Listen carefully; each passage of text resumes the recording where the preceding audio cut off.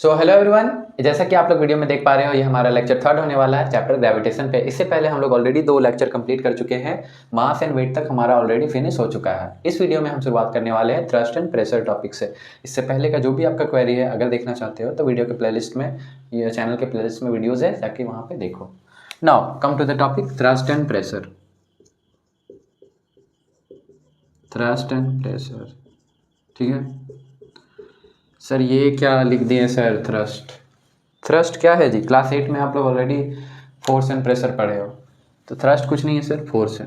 क्या है? Perpendicular force है। Perpendicular force acting on object और बॉडी। किसी भी बॉडी या ऑब्जेक्ट पे जो परपेंडिकुलर फोर्स लग रहा है वही क्या कहलाता है? थ्रस्ट कहलाता है।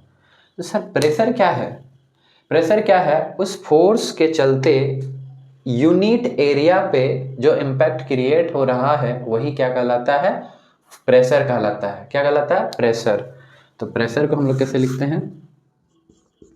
Pressure can be defined as the thrust acting per unit area. Per unit area. Sir unit area पे कितना थ्रस्ट एक्ट कर रहा है उसी को क्या बोलते हैं? प्रेशर बोलते हैं। तो सर मैथमेटिकली क्या हो जाएगा? मैथमेटिकली हो जाएगा, mathematically it will be pressure, PRESSURE, pressure बराबर sir thrust per unit area. ठीक है, यही हो जाएगा। अब sir thrust per unit area है तो ऑलरेडी आप जान गए कि थ्रस्ट क्या है? Perpendicular force acting on an object. तो इसका यूनिट क्या हो जाएगा? न्यूटन हो जाएगा। और एरिया का यूनिट क्या हो जाएगा? मीटर स्क्वायर हो जाएगा। तो प्रेशर का यूनिट क्या हो जाएगा? न्यूटन पर मीटर स्क्वायर। न्यूटन पर मीटर स्क्वायर। और यही 1 न्यूटन पर मीटर स्क्वायर होता है 1 पास्कल के बराबर। किसके बराबर सर? 1 न्यूटन पर मीटर स्क्वायर बराबर होता है 1 पास्कल के। ठीक है। अब सर सिर्फ थ्रस्ट एंड प्रेशर से में क्या क्या चीज़ आपको जानना होगा, एक बार क्विकली समझो। सबसे पहले थ्रस्ट क्या होता है? Perpendicular force acting on an object. जैसे अगर ये बॉडी है, ये बॉडी पे कोई फोर्स जो कि परपेंडिकुलर एक्ट कर रहा हो, जैसे ये देखो सर, ये बॉडी है, इस पे परपेंडिकुलर डायरेक्शन पे जो फोर्स एक्ट कर रहा है वही क्या कहलाता है? थ्रस्ट कहलाता है। नीचे भी हो सकता है, ऊपर भी हो सकता है। सर नॉर्मल फोर्स, ये भी थ्रस्ट की तरह के, थ्रस्ट का एग्जाम्पल हो सकता है। ग्रेविटेशनल पुल, ये भी थ्रस्ट का एग्जाम्पल हो सकता है। ठीक sir.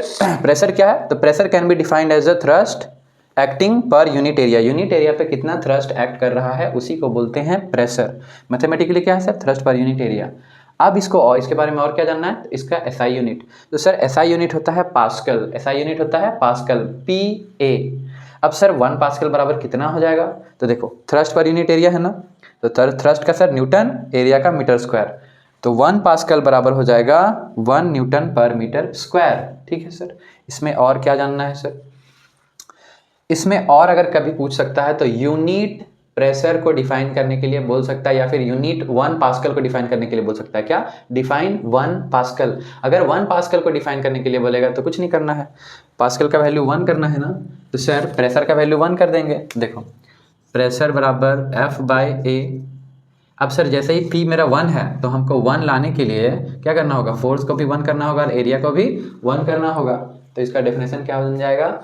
Pressure can be defined as 1 pascal if thrust of 1 Newton is acting in a unit area. If a thrust of 1 Newton is acting in a unit area. ठीक है, यही हो जाएगा 1 पास्कल। इसमें और कुछ नहीं जानना है। कुछ एप्लीकेशन बेस्ड क्वेश्चन आएगा। जैसे देखो अगर तुम इस फार्मूला को बेसिकली देखोगे तो सर रिलेशन देखने को मिलेगा, pressure directly related to thrust and pressure inversely related to area. जैसे बैग का जो स्ट्रैप्स रहता है वो चौड़ा क्यों बनाने के लिए बोलता है? ब्रॉडर स्ट्रैप्स बनाने के लिए क्यों बोला जाता है? अगर ब्रॉडर स्ट्रैप्स रहेगा, चौड़ा रहेगा, तो सर चौड़ा रहेगा तो एरिया ज़्यादा हो गया, एरिया ज़्यादा हो जाएगा तो प्रेशर कम हो जाएगा, तो फिर शोल्डर्स में प्रेशर कम फील होगा, कम एग्जर्ट होगा और इवनली डिस्ट्रीब्यूट हो जाएगा, तो हम लोगों को दबाव कम फील होगा। जो भी बैग कैरी कर रहे हैं उनको दबाव कम फील होगा। नेक्स्ट देखो इसका और एक एप्लीकेशन देखो। अभी जैसे देखो ये एग्जांपल के लिए मार्कर ही है ना, तो मार्कर है तो सर ये साइड देखो, अगर हम यहाँ पे इस तरह से ये करेंगे तो सर ब्लंट साइड, इसको ब्लंट साइड बोलेंगे, और अगर इसको देखें तो इसको शार्प साइड बोलेंगे। देखो शार्प साइड में एरिया कम है ना, तो इस एरिया से जब हम यहाँ पे कुछ लिखने का कोशिश करेंगे तो प्रेशर ज़्यादा एक्सर्ट होगा। लेकिन सर इस पार्ट के थ्रू अगर हम इस पे इम्पैक्ट क्रिएट करेंगे तो कम प्रेशर एक्सर्ट होगा। क्यों? क्योंकि इसका एरिया ज़्यादा है और इसका एरिया कम है। ठीक है। इसी तरह डे टू डे लाइफ में थ्रस्ट, प्रेशर, एरिया से रिलेटेड बहुत सारा एप्लीकेशन देखने को मिल जाएगा। कॉमन एप्लीकेशन हम आपको बता दिए। एक और कॉमन पूछता है कि camels, how camels can easily walk on the desert. Camel easily कैसे वॉक कर लेता है? तो उनका जो फीट रहता है वो पैडेड रहता है और थोड़ा ब्रॉड रहता है। तो सर ब्रॉड एरिया, पैडेड, तो ब्रॉड एरिया है तो प्रेशर एक्सर्ट कम होगा, तो कम प्रेशर एक्सर्ट होगा सैंड में, तो वो अंदर धसेगा नहीं धसेगा तो इजीली वॉक करेगा। यस, चलो अब आ जाओ, टॉपिक क्या है इसके बाद तुम लोगों को टॉपिक पढ़ना है बायंसी। क्या? बायंसी। बायंसी, उसके बाद फिर आर्किमिडीज पढ़ेंगे और फिर ख़त्म चैप्टर। फिर रिलेटिव डेंसिटी एक है, लेकिन उसको सिलेबस से हटा दिया गया है, लेकिन देख लेंगे।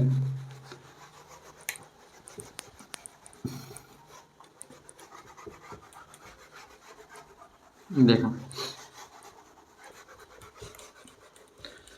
मिटाने में ही बहुत समय लगता है जी। सॉरी। देखो सर बायंसी क्या है? BUOYANCY। देखो स्पेलिंग गलत होगा तो सुधार लेना जी, ठीक है। बायंसी सर क्या है? बायंसी क्या है? फ्लूइड्स के द्वारा एक अपवर्ड फोर्स किसी भी ऑब्जेक्ट पे जो एक्सर्ट हो रहा है उसी को बोलते हैं बायंसी। किसी को बोलते हैं बायंसी? देखो जैसे एग्जांपल के लिए तुमको समझाते हैं। कभी भी कोई सा भी चीज़ को तुम पानी में डालते हो तो पानी में जैसे ही डालते हो तो वो हल्का लाइट फील होने लगता है ना, लाइट फील होने लगता है। उसको जैसे ही ऊपर खींचते हो तो वो एकदम इजीली आ जाएगा, लेकिन जैसे ही पानी का सरफेस में आ गया ऊपर, उसके बाद खींचते हो तो फिर ज़्यादा लगाना पड़ जाता है, फिर प्रेशर, फोर्स। तो सर अंदर में क्या हो रहा था, बाहर में फिर क्या हो रहा था, ये सब को अच्छे से समझेंगे। आप लोग समझो पहले, ये ऐसा देखते हो कि नहीं, अंदर में कम लगाना पड़ता है फोर्स, थोड़ा एयर में जब आ गया तो फिर फोर्स ज़्यादा लगाना पड़ जाता है उसको खींचने के लिए। तो सर यहाँ पे अंदर में क्या हो रहा था, बाहर में क्या हुआ, अभी समझेंगे। पहले बायंसी का डेफिनेशन जान जाते हैं, उसके बाद इस कॉन्सेप्ट को समझेंगे। देखो एग्जाम्पल के लिए समझो, बायंसी क्या है सर? जिस तरह से ग्रेविटी एक फोर्स है, ग्रेविटेशनल फोर्स एक तरह का फोर्स है जो कि किसी भी दो ऑब्जेक्ट के बीच में यूनिवर्स में लग रहा है, एक तरह का पुल फोर्स है। उसी में ग्रेविटी, अर्थ के द्वारा जो वही ग्रेविटेशनल फोर्स लग रहा है किसी भी ऑब्जेक्ट पे, तो उसको बोलते हैं फोर्स ड्यू टू ग्रेविटी, जो कि नीचे की तरफ लगता है, क्योंकि हमारा कोर नीचे है, हम सरफेस के ऊपर हैं, और ऑब्जेक्ट कोई भी है वो नीचे की तरफ पुल फील करता है। अब समझो कि सर जिस तरह से एक डाउनवर्ड पुल था, उसी तरह से एक अपवर्ड फोर्स भी एग्जिस्ट करता है, जो कि फ्लूइड्स के द्वारा लगाया जाता है किसी भी ऑब्जेक्ट पे। किसके द्वारा? फ्लूइड्स के द्वारा। तो सबसे पहले समझो इसको, फ्लूइड्स क्या है सर? गैस और लिक्विड, ठीक है, लिक्विड और गैस। तो लिक्विड और गैस के द्वारा एक अपवर्ड फोर्स लगाया जाता है किसी भी ऑब्जेक्ट पे, उसी को बोलते हैं बायंसी। तो क्या हो जाएगा definition? The upward force exerted by fluids on any matter is called buoyant, BUOYANT, buoyant force, और upthrust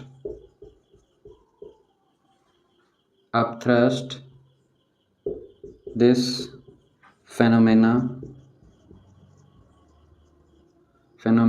is called buoyancy। देखो समझो कि सर किसी भी फ्लूइड्स के द्वारा एक मैटर पे जो अपवर्ड फोर्स लगाया जा रहा है, एग्जर्ट किया जा रहा है, उसको बायंट फोर्स बोलते हैं या फिर अपथ्रस्ट बोलते हैं। और ये जो फेनोमेना है, किसी भी मैटर पे ऊपर की तरफ फोर्स लगने वाला फ्लूइड्स के द्वारा, इसी फेनोमेना को बोलते हैं बायंसी।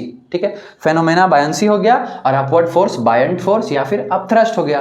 अब बात को समझो, किसके द्वारा लगाया जा रहा है सर? फ्लूइड्स के द्वारा लगाया जा रहा है। किस पे लगाया जा रहा है सर? किसी भी मैटर पे लगाया जा रहा है। ठीक है, फ्लूइड्स बोलने का मतलब गैस और लिक्विड, ठीक है।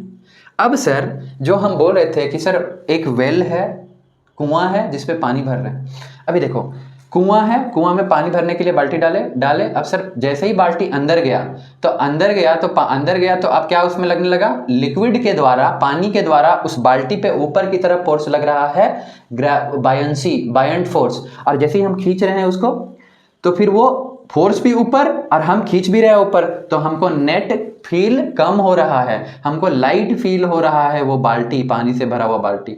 लेकिन जैसे ही वो सरफेस के ऊपर आ गया, सरफेस के लेवल पे आ गया, अब पानी उतना अमाउंट पे बायंसी उस पे एग्जर्ट नहीं कर रहा, उतना अमाउंट पे जितना इफेक्ट अंडर वाटर था उतना ही इफेक्ट एबव वाटर नहीं है। अब एबव वाटर जब पूरा कंप्लीटली वो बाल्टी आ गया तो उस पे कौन एक्शन पे है, तो उस पे एक्शन पे है सर एयर मॉलिक्यूल्स। कौन है, एयर मॉलिक्यूल्स। तो एयर मॉलिक्यूल्स अब उस पे एग्जर्ट कर रहा है, तो एयर मॉलिक्यूल्स कम एग्जर्ट कर रहा है बायंसी कंपैरेटिवली जितना वाटर मॉलिक्यूल्स अंदर में एग्जर्ट कर रहा था। इसीलिए जब ऑन एयर पानी से भरा हुआ बाल्टी था हमको कंपैरेटिवली हल्का भारी लग रहा है, जो कि अंडर वाटर था उसके कंपैरिजन में। तो दोनों केस में बायंसी एक्ट कर रहा था, दोनों केस में बायंसी अपवर्ड डायरेक्शन में था। एक में सर वाटर मॉलिक्यूल के चलते था, एक में एयर मॉलिक्यूल के चलते था। वाटर मॉलिक्यूल के चलते बायंसी ज्यादा लगा, इसलिए बाल्टी हमको हल्का फील हो गया, और अबव ऑन एयर हमको बायंसी कम एक्ट किया और हमको फिर खींचने में ज़्यादा फोर्स लगा, ज़्यादा फील हुआ, ठीक है। तो ये बायंसी समझ गया, फेनोमेना क्या है, बायंट फोर्स क्या है समझ गए। बायंट फोर्स का दूसरा नाम अपथ्रस्ट। और ये किसके द्वारा एग्जर्ट किया जा रहा है, तो सर फ्लूइड्स के द्वारा किया जा रहा है, अंडर वाटर, ऑन एयर, ठीक है। अब समझो कुछ, बायंसी समझ में आ गया। अब देखो एक नॉर्मल सा चीज कि सर बायंसी पता चल गया कि फ्लूइड्स के द्वारा ऊपर लग रहा है, ग्रेविटेशनल पुल नीचे लग रहा है। तो अगर कोई सा भी ऑब्जेक्ट है उस पर दोनों चीज लग रहा है, तो सर एक तो ऊपर भी लग रहा है और एक नीचे भी लग रहा है, तो इसका मतलब नेट डिस्प्लेसमेंट जो होगा, जिधर का फोर्स ज्यादा होगा, जिस डायरेक्शन में फोर्स ज्यादा होगा उधर नेट डिस्प्लेसमेंट हो जाएगा। उसी पे बेस्ड हम लोग कोई सा भी ऑब्जेक्ट क्यों फ्लोट करेगा और क्यों सिंक करेगा वो हम लोग जानेंगे। उसके बाद आर्किमिडीज प्रिंसिपल जानेंगे और चैप्टर क्लोज करेंगे, ठीक है। देखो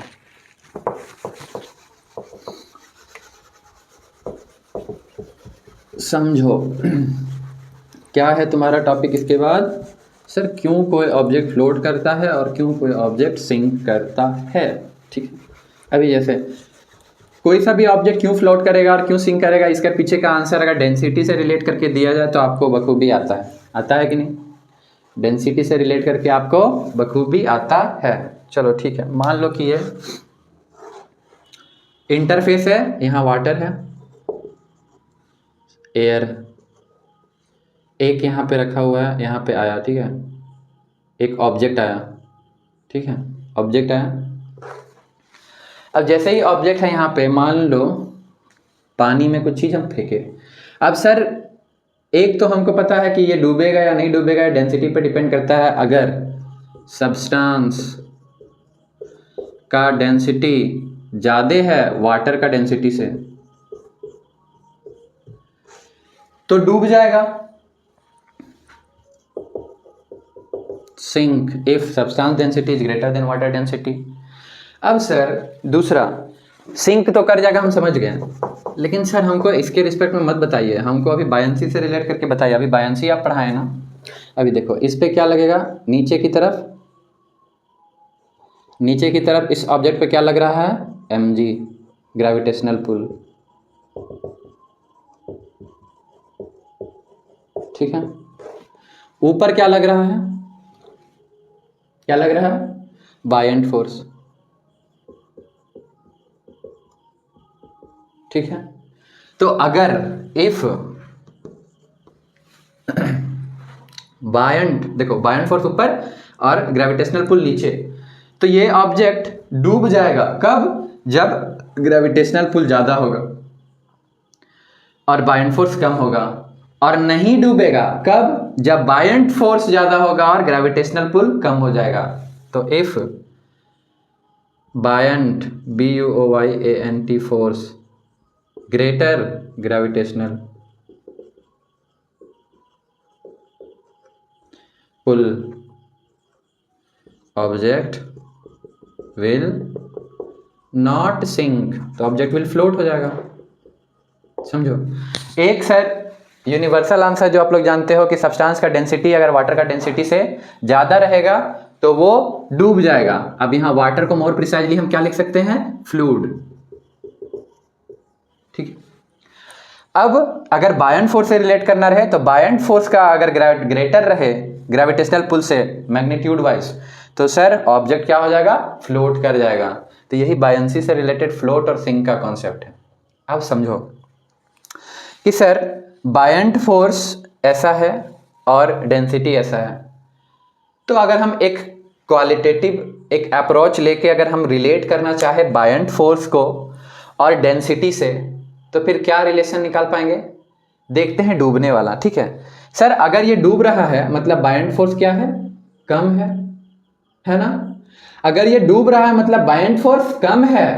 अब बायंट फोर्स कम है मतलब सब्सटेंस का डूब रहा है मतलब सब्सटेंस का डेंसिटी ज्यादा है, तो मतलब बायंट फोर्स कम डेंसिटी ज्यादा और डेंसिटी कम बायंट फोर्स ज्यादा।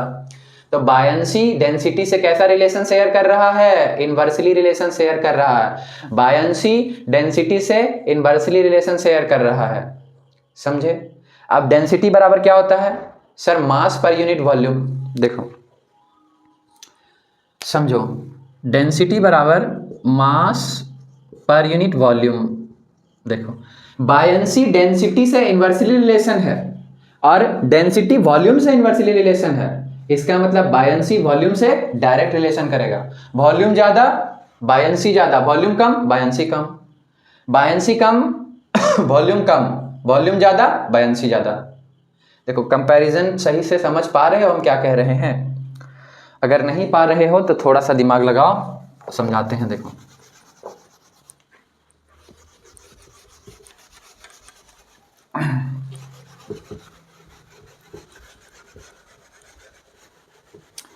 बायंसी वॉल्यूम डेंसिटी, पहले पॉइंट समझ गया ना, उसके बाद अभी देखो रिलेशन निकालेंगे।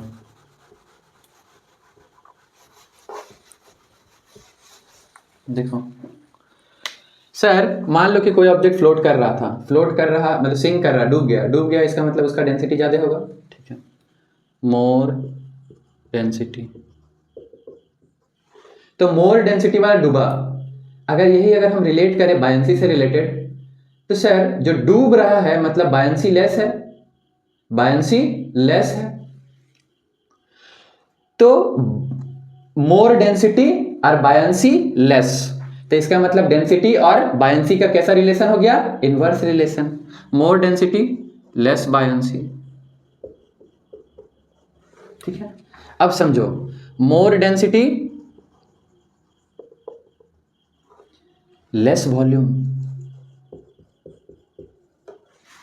समझो बात को सर, डेंसिटी बराबर मास पर यूनिट वॉल्यूम होता है, तो अगर मोर डेंसिटी है मतलब वॉल्यूम कम होगा। तो सर मोर डेंसिटी लेस बायंसी, मोर डेंसिटी लेस वॉल्यूम, इसका मतलब बायंसी और वॉल्यूम एक तरह का रिलेशन शेयर कर रहा है। ज्यादा वॉल्यूम ज्यादा बायंट फोर्स, कम वॉल्यूम कम बायंट फोर्स। बात समझ में आ गया। अब यहाँ पे ये टॉपिक एंड होता है। ये मेरा बताने का मकसद यही था कि आउट ऑफ द ब्लू अगर कभी तुमको बायंसी को वॉल्यूम से रिलेट करना हो तो समझ जाओगे। ऐसा एनसीईआरटी में तुमको पॉइंट आउट करके लिखा नहीं है, हाँ, लेकिन लाइंस मेंशन करा हुआ है। डीपली पढ़ोगे अच्छे से तो समझ पाओगे। अब तुम्हारा लास्ट टॉपिक आता है आर्किमिडीज प्रिंसिपल, उसके बाद ये चैप्टर फिनिश करेंगे, फिनिश हो जाएगा।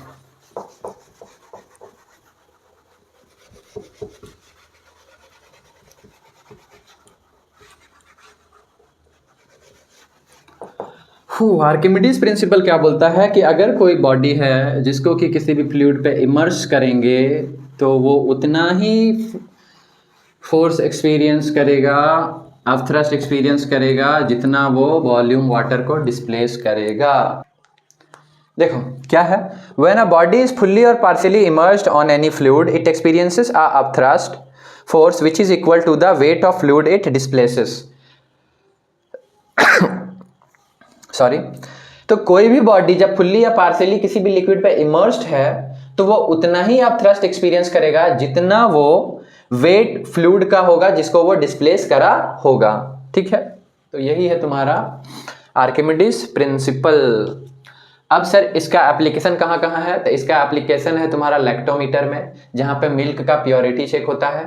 उसके अलावा सर इसका एप्लीकेशन कहाँ है, तो इसका एप्लीकेशन है हाइड्रोमीटर्स में।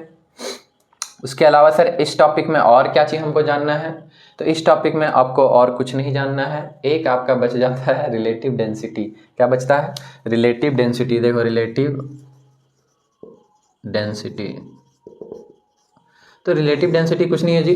रिलेटिव डेंसिटी क्या है, ratio of the density of substance to the density of water.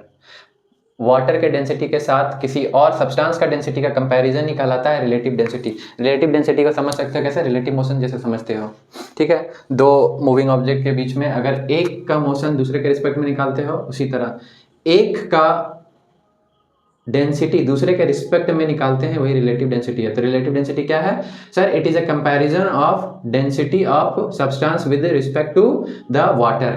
तो एक्सप्लेन कैसे करोगे, डिफाइन कैसे करोगे, it is defined as the ratio of the density of substance to the density of water, ठीक है। तो रिलेटिव डेंसिटी हम लोग को निकाल के यही पता चलता है कि कोई भी ऑब्जेक्ट डूबेगा कि ऑब्जेक्ट फ्लोट करेगा, जो कि ऑलरेडी हम लोग देख चुके हैं। तो इसी के साथ तुम्हारा चैप्टर फिनिश होता है जी। और देखते हैं अगर मोटिवेशन बना रहे तो फिर वीडियोस अपलोड करेंगे ज़रूर। Till then do hit the buttons like share and subscribe.